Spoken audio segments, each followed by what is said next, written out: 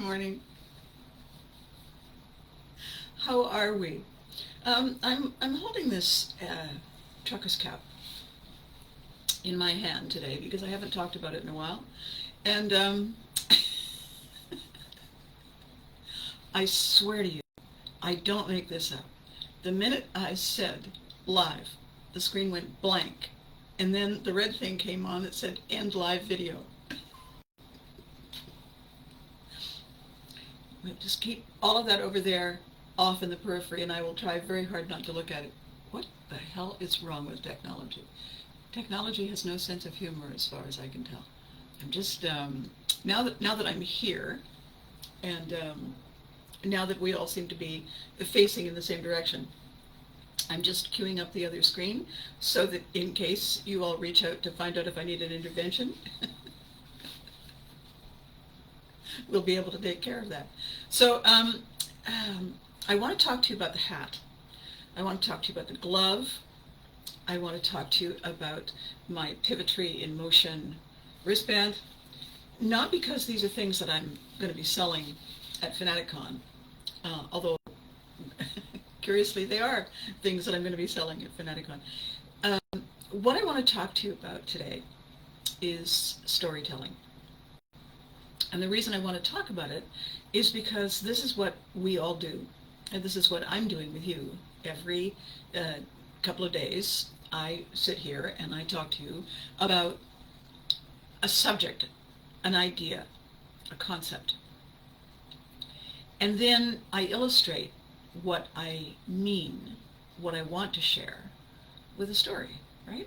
I do that all the time. And the reason I do that is because we are wired to see pictures. We are wired to, I'm sorry, I'm just distracted because for some reason the other screen isn't waking up. I could sing.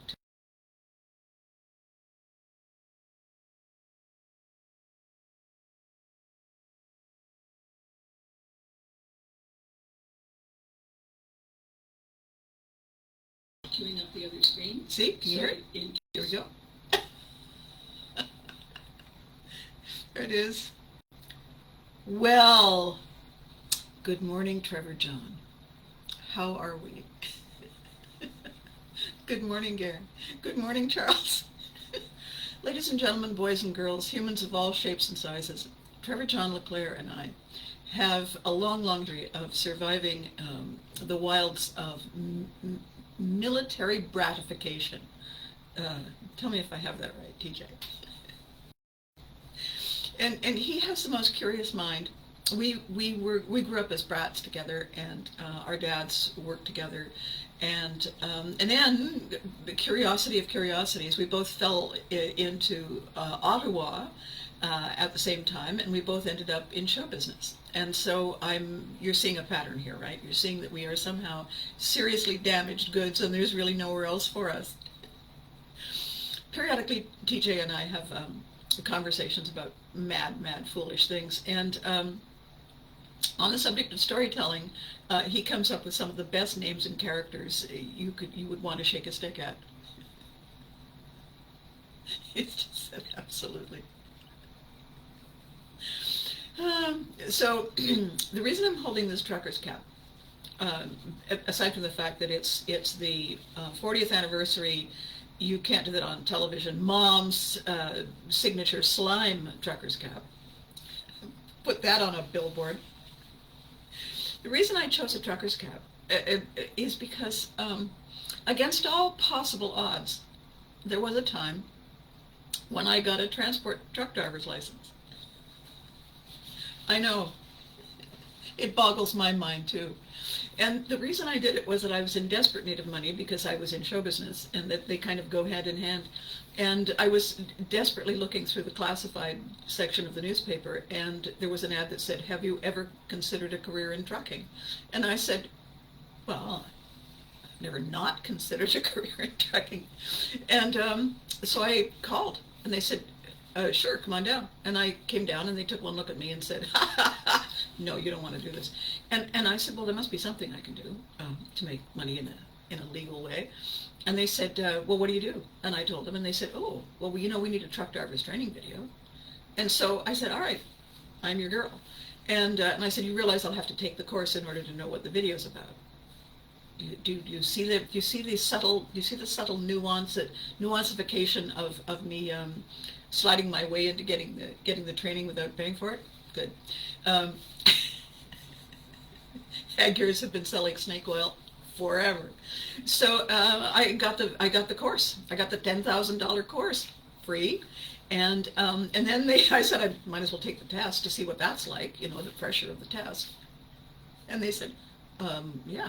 So I took the test, and against all possible odds, I had an examiner with a sense of humor who said, "You're not doing this for a living, are you?" And I said, "No. It's just I need to do this because I need to do this." And he said, "Okay, I'll tell you what. I'll make you a deal." A driver's test examiner, I'll make you a deal. He said, promise me you'll never go and apply for a job, and I'll pass you. I said, you're on. So we shook hands. He signed the thing, got out of the truck, walked away, having sold his soul. And I got out the little thing, and the people from the school, the other drivers, they said, they didn't pass you, did they? And I said, I know, right? They passed me. No, that's got to be a mistake. And I said, no. He said, and they were all horrified because I was terrible. I was completely terrible at it. However, the point for the story is that I was completely terrible at it. I wasn't a little terrible. I was terrible with sprinkles. And I wore a pink bow in my hair, and I kept sticking my head out the window and saying, you're all going to die, because I was in a truck that had driver training school written on the side. And I was very entertaining, but clearly not, meant for the long haul, as it were. And this is all you need to know about my career in trucking. I have other stuff about trucking and truckers, but the reason that I tell you is this little nugget of information. A, Abby should not ever be allowed to drive trucks. B, against all odds, she got her license. Makes this choice of hat meaningful. Could you imagine if we had somehow been able to work that into the script on the show? Can you imagine the kids? Can you imagine Leslie's face? Why, yes, dear. Oh, no, he was very kind. I mean, it defies description. Terrible with sprinkles. Just you wait, GJ. You stick with me. I'll have you dancing in the wings. So, the idea of telling a story that people want to hear is that it's a nugget. It's a nugget they can slip into their pocket and take away with them and grin at from time to time, take it out and look at it and shake their heads and roll their eyes. And it's not something that catches up their entire day. It is a break. It is, as they say in French, un morceau de gâteau. It is a piece of cake, And we do that to shake off the unrelenting glums that can descend for any number of reasons, not the least of which is we get too caught up in stuff we can't fix. And so stories have, since the dawn of time, since Vikings first invented caves, and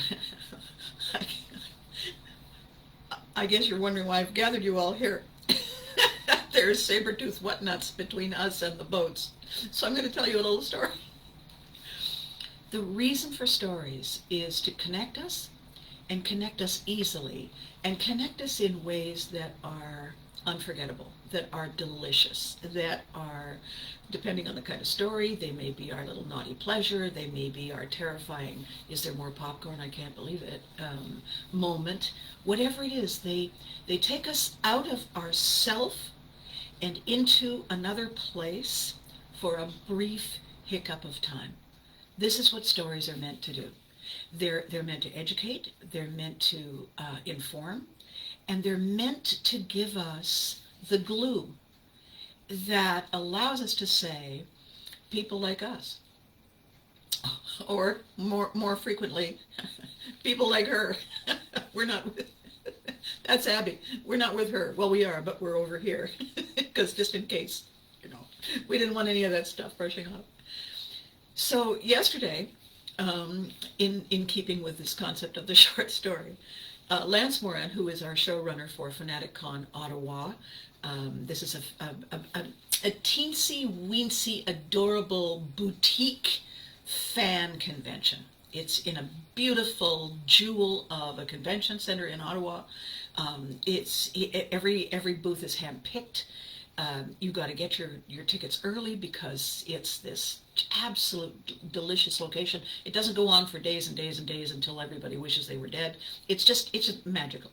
And he invited me the first year, and then he invited me the second year, and now here it is the third year. And what I have tried to explain to Lance, who is still kind of distracted by the fact that I was mom, and a lot of people were lulled into the false sense of the idea that mom was benign. No, mom was not benign. As Brenda Mason says, she just said it in a comment this morning, I blamed everything on mom, always flying a little above reality. Dead on.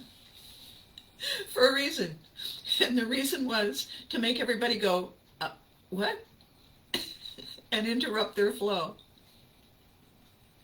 It's called hijacking with fluff and gloves. And the idea of these short story nuggets, the idea of the beauty of the 30-second blackout sketches that were the heartbeat of You Get It on Television, is that we didn't have time to go on and on and on until everybody wanted to be dead. It was short and sweet. You got in, you got out. You had people laughing or blinking or saying, why are you watching that? Because its iconic nature was, here's the nugget. Do what you want with it. Next. And before you knew it, we were on to the next nugget. It's a wonderful way, I think, to connect us on this pivotry in motion journey. Because the pivots we make are nuggets. They are turning points. It's not the long, slow, dear God in heaven, when will it end, leaning curve that goes on and on and on until you fall off your motorcycle. These are abrupt shifts. That's wrong. We're doing that. Oh, I don't think so. Going the other way. We are pivoting throughout our lives. And right now, we are kind of running out of excitement and curiosity, and our dissatisfaction with everything is sort of overlaid by a heavy, damp blanket of I'm too tired. So bringing us back to where we truly live, which is sometimes less is more. Less was always more. Less was always more. In fact, I think they wrote that about him. Everything about where we need to be in order to really be the true essence of us is back at the reset, where we push the button, where we do the pivot to remember why we came, to remember what this is for. Because all the other stuff, the kvetching and the moaning and the, oh, those people, you know what they do, all of that stuff, that leaches away at the pure essence of our stories. And when we bring our stories together, it's magic. It's pure magic. I want to show you a couple of other things that are, for instance, story. So the business of gloves. You know the thing about the gloves. The gloves were an accident. If you've watched You Can't Do It on Television, the first season that I was on, I wore no gloves. The second season I was on, I had a pair of pink gloves. The third season, we finally found the yellow gloves because, of course, darling, they had to match the apron. And the whole reason for that, the story behind that, was to erase Abby. To erase what I had at the time was the most magnificent manicure. And will I be getting back to that? Yes. I will be getting back to that manicure because it's part of, the manicure lives on my hands, and my hands are. But in order to be mom for the people at Nickelodeon who looked at me and said, well, we've met Abby, and she's nothing like a mom. I mean, look at her hands. Those aren't the hands of a housewife. Maybe you could find us another actress. And I said, hang on, give me a minute. I trotted off to the props cupboard, and I said, oh, hello. And I got handed a pair of gloves the way they hand you tools during an operation. And I put them on, thank you, went back, and Nickelodeon said, never mind, we're good. That's a nugget. And it's an insider's nugget, because it's only us who know that story who understand the other reason that the yellow rubber gloves are funny. It's because they're my mask. Nickelodeon said, nobody will be able to see Abby. There's a mask. And I said, sure, whatever. Just keep sending me the money. So leading up to the subject of masks, talking to Lance Moran yesterday, who is the showrunner for Fanaticon, he's very excited, as he should be, because as he, handpicks his guests, he has been angling to get in this fabulous wrestler who wrestles wearing a mask. I have hair.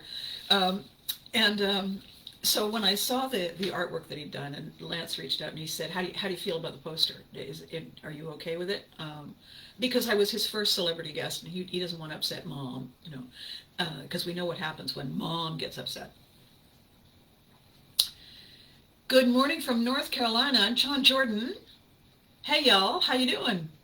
North Carolina. North Carolina. Who do I know in North Carolina? Oh, I know John Jordan. What was I thinking? Back to the story about the masked wrestler. Long convoluted opening to a short story. I said to Lance, you have a masked wrestler? And he said, yes. And I said, no, I mean, you've had a masked wrestler. This is the third year. And he's, what are you talking about? So then I had to go and ask Billy to find me the sketch from, I forget what year it was, 87? I don't know. Brenda will know. In which Adam Reed and Matthew Godfrey were in a wrestling ring, and Adam was dressed as this very scrawny, small wrestler in shiny outfit, terrified because he was going to fight this horrific masked wrestler, and then the camera panned over, and there's this creature in black with a red cape, black mask, red tights, growling and everything. So the thing unfolds, and eventually when Adam by deceit wins, and he proceeds to pull the mask off. It's actually 3 layers of mask. I don't want to give it all away, but he pulls away the mask, and the person left face up on the wrestling mat is Mom. They have substituted me in for whoever it was who was dressed in that outfit. And I'm lying there. And then the thing proceeds. Now, when I saw the clip, I got the clip and I sent it over to Lance, who appreciated it enormously. But then I grabbed screenshots from it.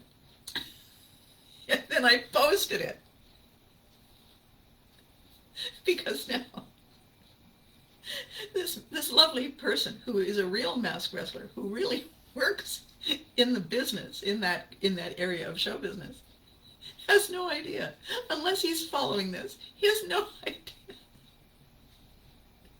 what he's going to be up against. Because of course, I'm going to have him in my booth. I'm going to make him wear a feather boa. Why? Because I can, darling, because I can. So the short story-ish intention I'm getting to is this. If you give us the nugget trips the imagination, bing, and the next thing you know, we have a story. TJ and I did it yesterday. It was hysterical. I forget what it was over. It just went out of control completely and immediately, and it was perfect. In fact, TJ and I were having a conversation with Eddie Fleiss about 3 years ago, and I was talking about characters in the novel Unsuitable. And I forget which one of them, because it wasn't me, said you need to have someone, you need to have somebody who is a drag queen. And so one of them said drag queen, and the other one said clog dancing. And then the pièce de résistance was the name.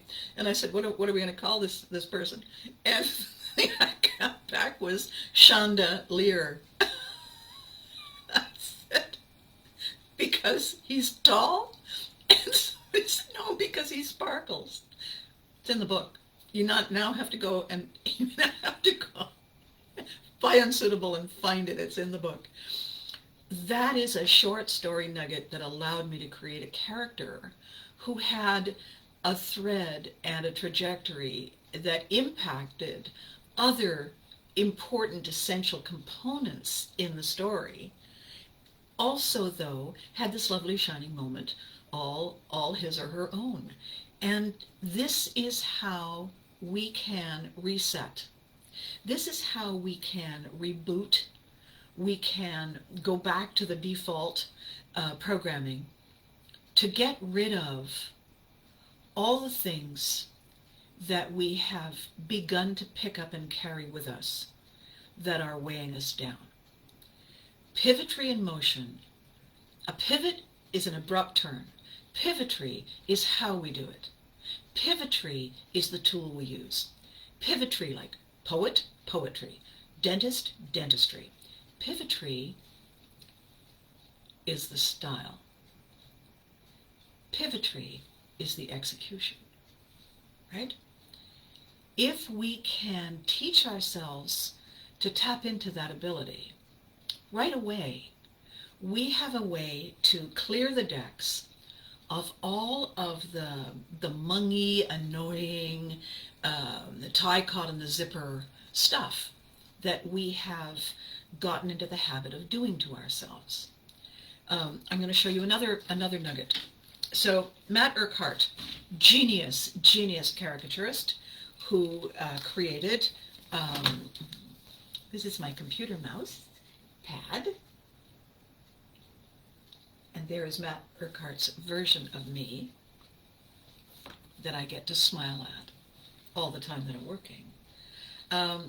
Every time I go to a show, they give you a lanyard. If you're a guest or you buy a ticket, you get a lanyard, you get a badge. I also create a booth badge for my crew, so that when people see us, not only do they know that we're together, how it also allows me to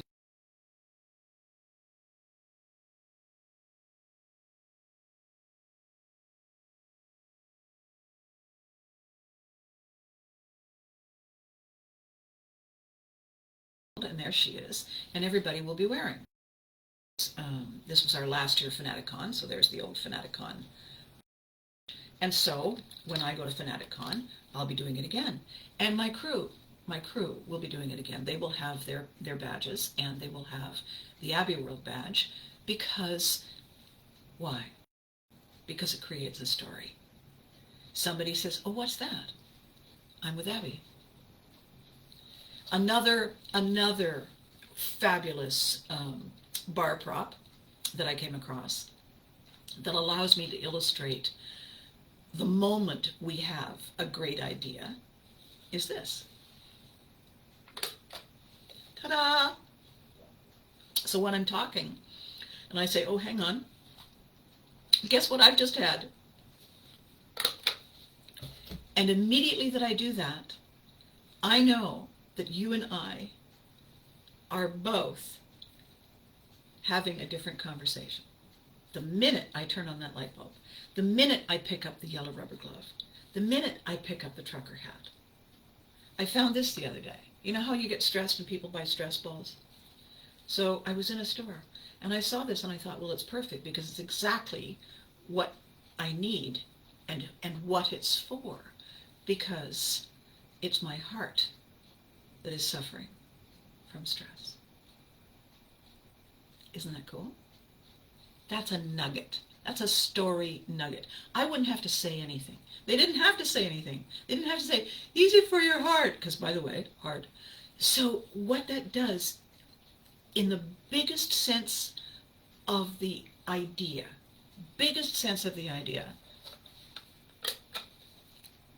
the minute we use an illustration, the minute we make an iconic statement, the minute we come up with an inside joke that only a few of us know.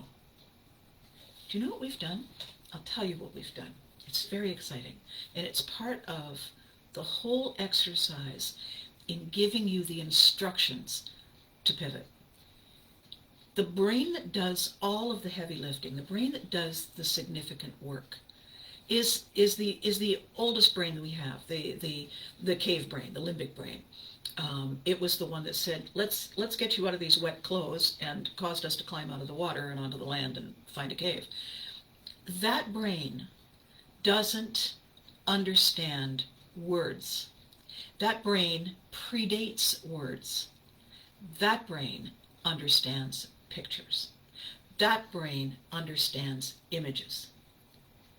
If you say, I don't want cake, that brain has an image of cake. It says, apparently she wants cake. Hands it out. Why did it do that when we said we didn't want it? Because it doesn't understand the nuance of I want it, I don't want it. All it understands is cake. Which also, by the way, explains how we manage to hook ourselves up with the same dysfunctional people over and over again. Because we say we don't want to, and then here they are on the next invisible bus. So I'm sorry I'm doing this, but there is a small hair. I have hair, but it's fine hair, and I am bigger than the hair. I can control this. So what I wanted to do today was dance a little bit like a water bug, a water beetle across the top of the water.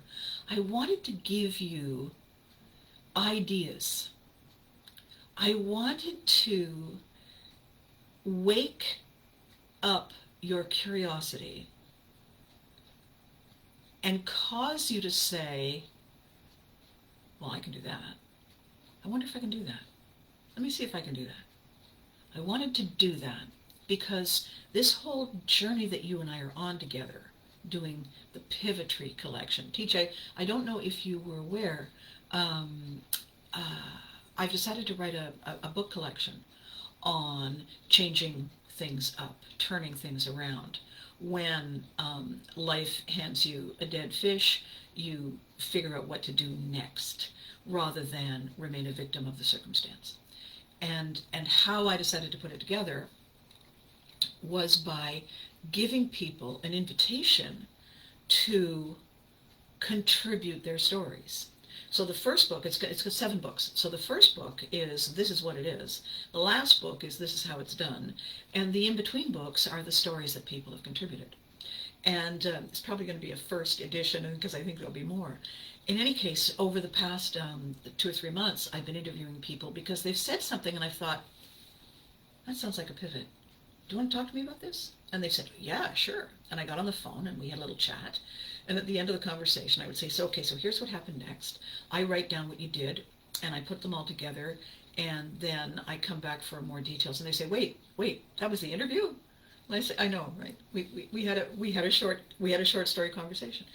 And then it just becomes a sitting around together among friends, exchange of experiences, rather than, and how many times did you feel that the black cat walked in front of you? You know, it's boring, that is.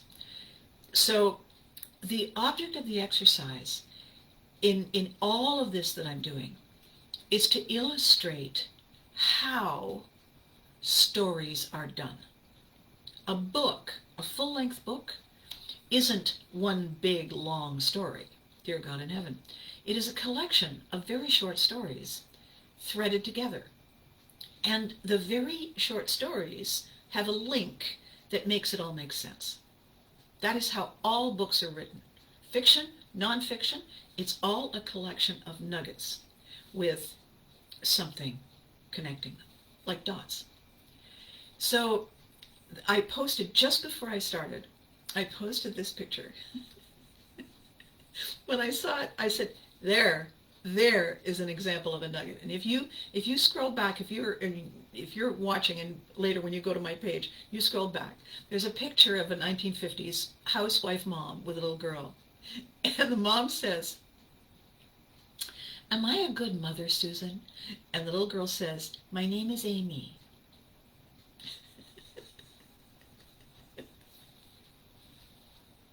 Says it all, really, says it all. Charles, when I'm, oh, Garen, are you really? Garen just said that he is going to come to Fanaticon and bring his sweetheart. Oh, righty then. Oh my gosh, when I'm handed, yes, Charles just said when I'm handed lemons, I get the salt and tequila and move on. Right on, Charles. By the way, oh, ladies and gentlemen, boys and girls, Garen has just put the link to the Fanaticon Get Your Tickets. Aren't you wonderful? Thank you. So the whole idea is we don't do well in isolation. We are not hermits by nature. We are tribal. We connect in order to have enough strength in enough different areas to survive a harsh environment. Because, frankly, Scarlett,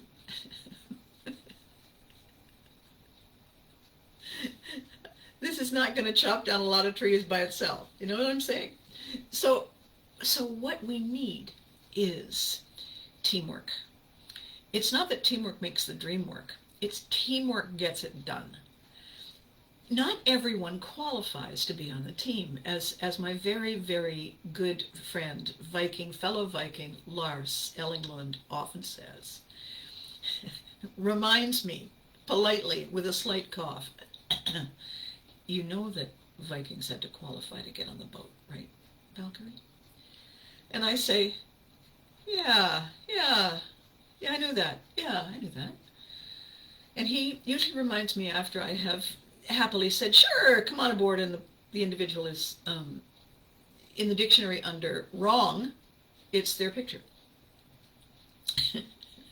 But I was enthusiastic, and I said, hey, we can train you. No, some people can't be trained. Every one of these stories that I share about the life I've lived, about the career path I have tripped and fallen and stumbled into and careened through, is a series of nuggets, a series of illustrations to tell you a couple of things. Fame doesn't make us perfect. Fame doesn't correct those inconvenient little flaws. Clearly, what fame does is it shines a light so bright, people don't notice them as much.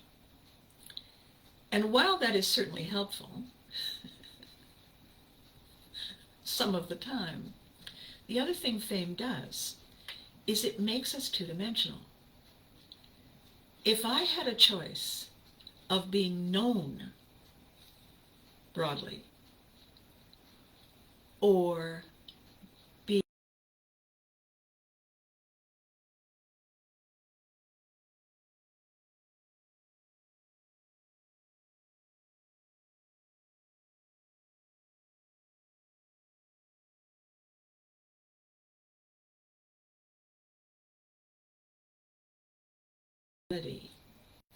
and my willingness to say, well, let's try not to do that again, is what really makes us a unit, you and I. We are joined by our flaws, and together astonished by our random moments of perfection. A long time ago, when I was first starting in theater, I had a very, very intelligent, thoughtful, philosophical, maniac director, coach, who said, we all aim for that one show when everything goes exactly as planned. And given the frequency with which I could fall off the backs of stages and fall down flights of stairs and walk into walls and break props walking through doorways, I said, does it happen? And he said, occasionally. So one night, one show, it happened to me. And it happened that he was directing that show.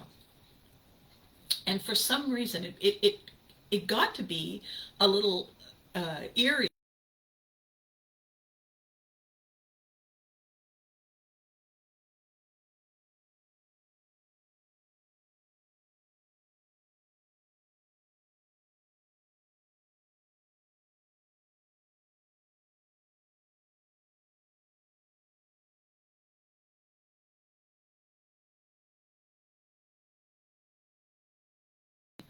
The hell is going on?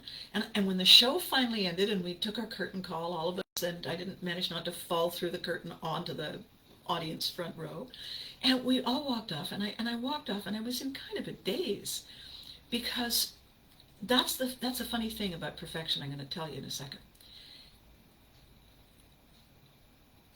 He said to me, how was it? And I said, I don't know. It was, I don't know. And he said, okay, good. Here's the thing. Do not spend the rest of your life trying to do that again. If it comes, it comes. Do not lose the joy of the doing while you're focusing on perfection. Do not, because perfection, like fame, is always out there, just slightly beyond reach. Now, the thing I said, I'll tell you in a minute. Perfection is not something that anybody else sees. They don't. We are the only ones. We are the only ones who see what went exactly as planned. Why? Is there something wrong with them? No. It's that they're not focused the way we're focused on the thing we are obsessed by. They're there to enjoy the magnificence in all its fullness. They want to see the show. They want to see the event, the moment. They're not worried that you broke a nail. They're not going to come in after the Broadway opening and say, oh, isn't it a shame that one of the sequins was fallen off your dress? And if they do, they're not your friends. But people don't do that, truthfully. So as we spend time alone where we shouldn't, and we become obsessed by that missing sequin, and we become obsessed by that broken fingernail, and we become obsessed by every little dot and crossed T, we lose sight of the magic we've created. We lose sight of the energy we exchange. We lose sight of the togetherness we create. That's what the story is for. That's what the story is. In every story, there are three components. There's a story. There's a storyteller. And there are people with fairly hefty collections of rocks, just in case they don't like the story, who are there to hear it. and then share it and carry it forward. A story is a funnel. It's an aggregator. It is a way we bring us together on common ground. The minute you insert kvetching, criticizing, name-calling, blaming, you're not telling the story anymore. You're telling us how you feel in your moment. And that's not why we came. We came for the story that made us feel special, that made us feel part of your tribe. That's the story game. Every one of the books that I've had the privilege to work on, either with my own name at the bottom or someone else's, has been about finding the best way to shape the story, to position the story, to tell the story, to showcase the story, so that the reader and the listener can hear it. And you know why I do that? I tell this to every client, and I remind myself every time. The first version of the story is for us. We tell it, and we laugh ourselves silly. The polished version of the story, we adapt. We shape it. We position it slightly differently. It's not that it's not true. It's just how we present it, because we're presenting it to you, to the reader, to the listener, to the fans gathered round the campfire at the concert. I always say to the client, if the reader is going to buy the book, if the fan is going to buy the ticket, if the chair rental company needs to know how many are coming, then we need to make the story something they want to hear, something they want to take away, something they want to share. And it has to be more than, I'm a fan of this, I was there. It has to be, you're not going to believe what happened. You know, we were all doing the kumbaya thing, we had the lighters out, we were there, and then you know what? Now it's their story. You see, it's contagious. Storytelling is contagious. It overrides all the in-the-moment dreck. Because, sure, we can remember the dreck. Every day there's some dreck for somebody. That's not why we're here. We're here to figure out how to get there. And the easy way to do that is with the instructions, which are, by the way, the story, told to us by somebody who did it first. Is that cool? Is that enlightening? Is that different? I can exist alone. I live with others. Garen said, I can exist alone. I live with others. You know what, Garen? I agree. However, I want to add a PS. I do exist alone. We all do. We came in alone, right? Wailing and screaming and wondering, what the hell was that? We can exist alone. We do exist alone. We live with others out of necessity, out of safety, out of expediency. We gather to thrive. We gather to grow. We gather to share. We gather to feel alive. I think it's a 3-part arc. So I have a homework assignment. Yeah, the first one is I need to go back for speech therapy, obviously, Abby. The homework assignment today, the first of maybe 1 or 2, is I would really love to have you think about story nuggets. Think about something that is just iconic. When I was talking with TJ yesterday, and I had found this thing that said, insert sandwich here. It was a meme of some kind.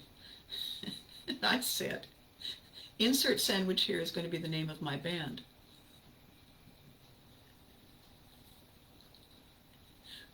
Because, for all the reasons. And TJ said, and what do we call the fans? See, he'd already inserted himself in the event, right? What do we call the fans? And I said, why do we have to name them? And he said, Lady Gaga names hers. And I said, oh, fine then.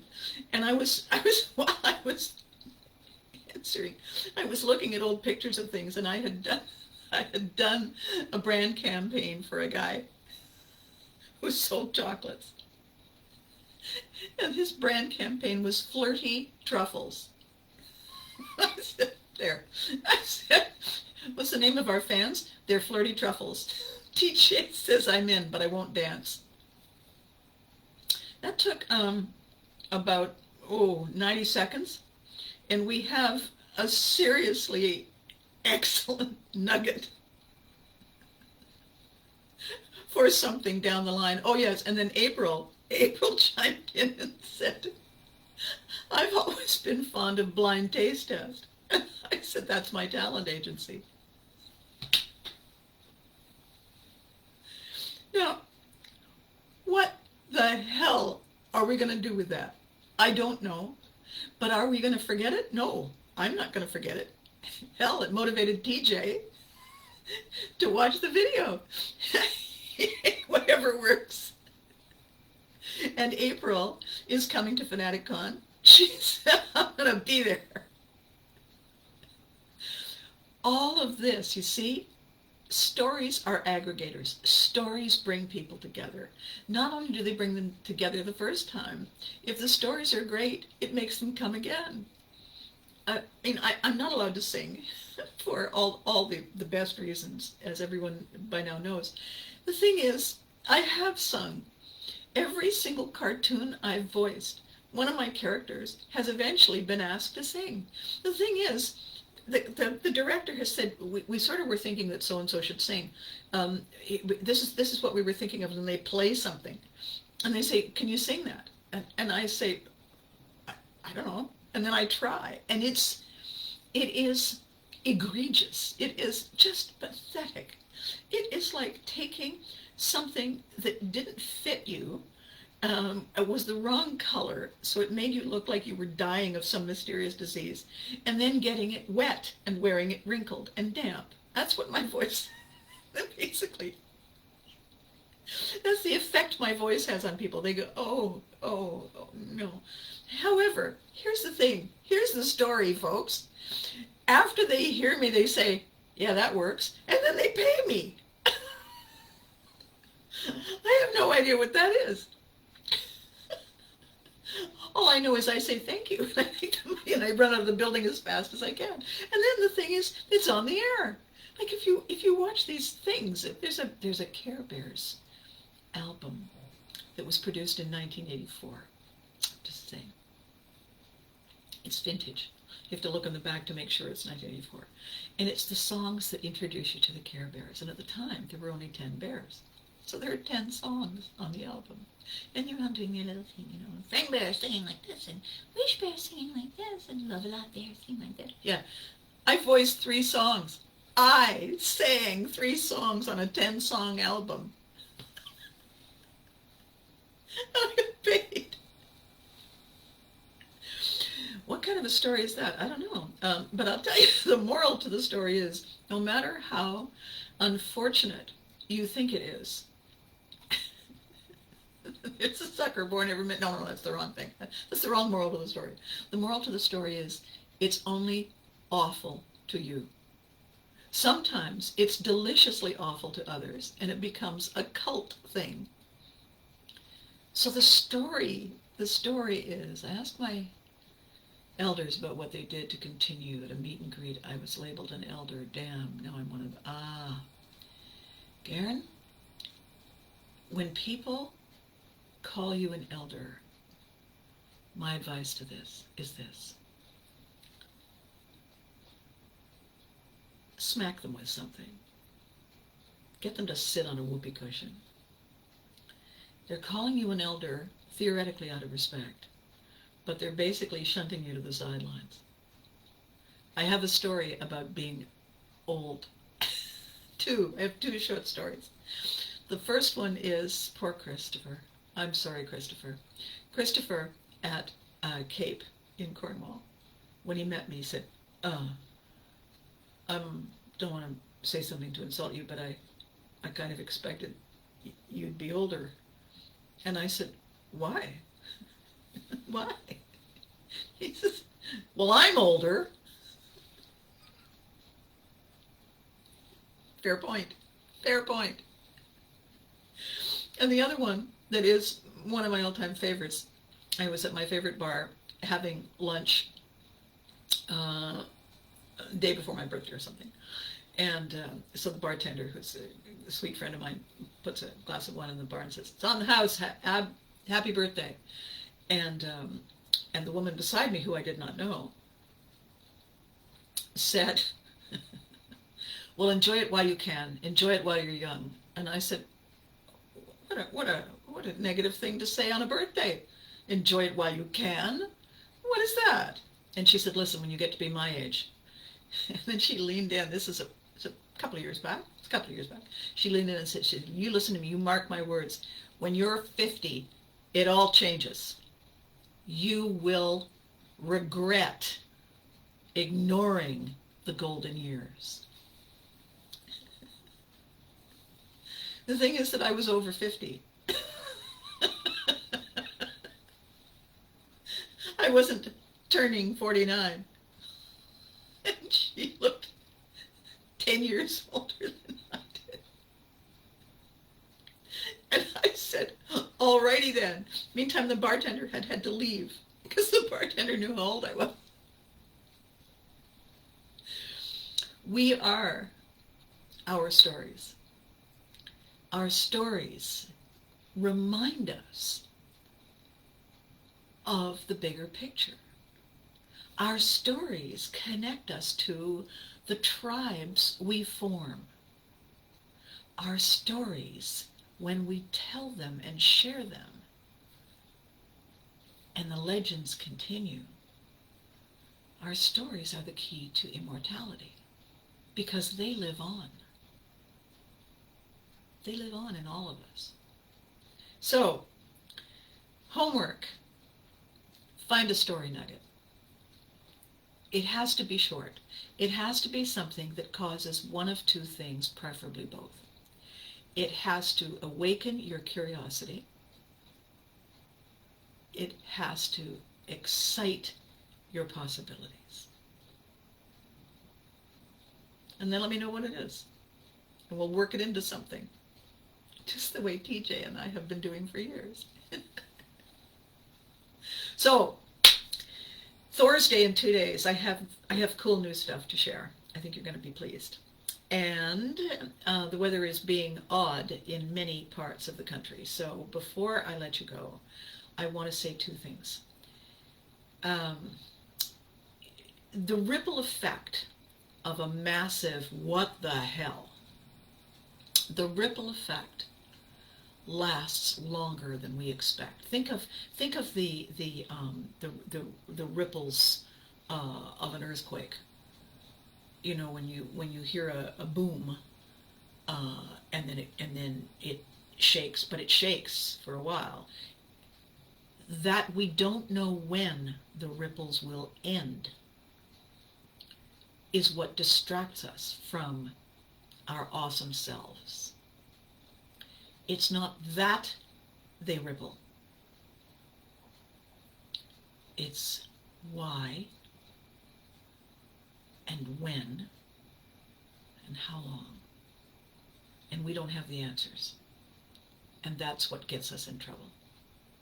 We are, as Garen has explained, and I agree, and I think we all do, we are not wired to walk alone. We can, and we do. But our lives are enriched when we join others for whatever reasons that we do. Too much alone time, too much uncertainty, too much fear does not give us the tools, does not give us the power to bring our best selves to the game. Why I say this is that in telling our stories, in sharing our stories, in providing each other with nuggets, am I a good mother? Susan? My name is Amy. Why I share them is to help you step out from behind your shadow and smile at the sun and say, oh yeah, that's why I'm here. Oh yeah, thanks, Mom. Why I tell you all the fool things I've done is to help you say, so it's not just me then. No, there's a whole bunch of us. We've been waiting for you. Come on in. There is always something coming.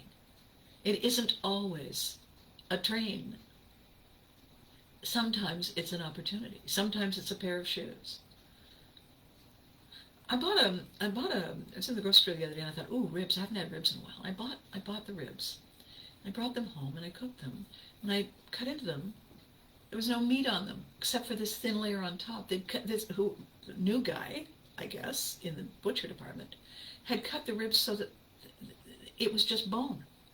I'd paid whatever it was, $7 for bone. Soup, maybe, or fling them into the trash.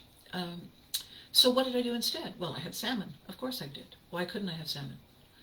Opened the air fryer, popped in a little salmon fillet. 7 minutes later, supper. The bad news was an inefficient butcher. The bad news was $7 wasted. The good news was air fryer, salmon. Did Abby have to actually cook anything? No.